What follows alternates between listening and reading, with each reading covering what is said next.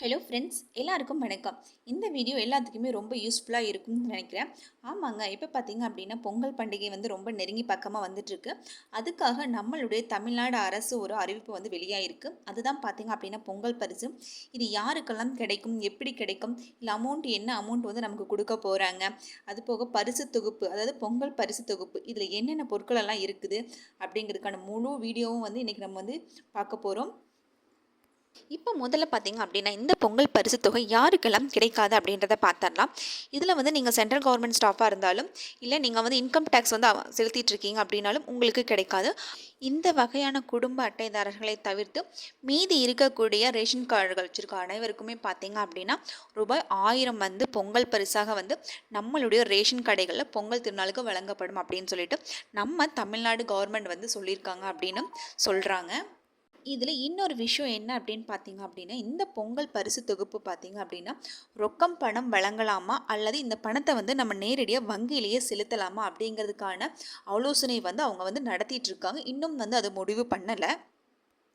ஒருவேளை இவங்க வந்து வங்கியில் நேரடியாக வந்து அவங்களுக்கு உண்டான பணத்தை செலுத்துகிறோம் அப்படின்னு சொல்லி அவங்க முடிவு பண்ணினால், ஒருவேளை நம்மளுடைய பேங்க்கில் வந்து மினிமம் பேலன்ஸ் இல்லாமல் போயிடுச்சு அப்படின்னா அந்த அமௌண்ட் வந்து கிரெடிட் ஆகாது. அப்படிங்கிறதுனால பொங்கல் பரிசு கொடுத்துமே அவங்களுக்கு பயன் இல்லாமல் போயிடும்.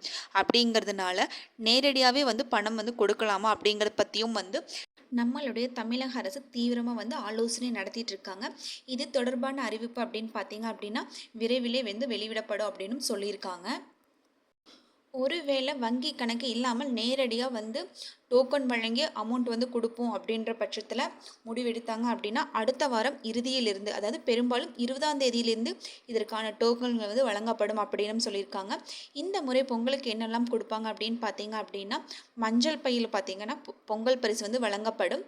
இதில் வந்துட்டு பச்சரிசி, கரும்பு, சர்க்கரை அது மாதிரியான பொருட்கள் வந்து இந்த பொங்கல் பரிசு தொகுப்பில் வந்து இருக்கும். இதில் பார்த்தீங்கன்னா ரொம்ப முக்கியமான விஷயம் என்னென்னா இதில் சிலருக்கு மட்டும் அந்த மாதம் 2000 கிடைக்கும்.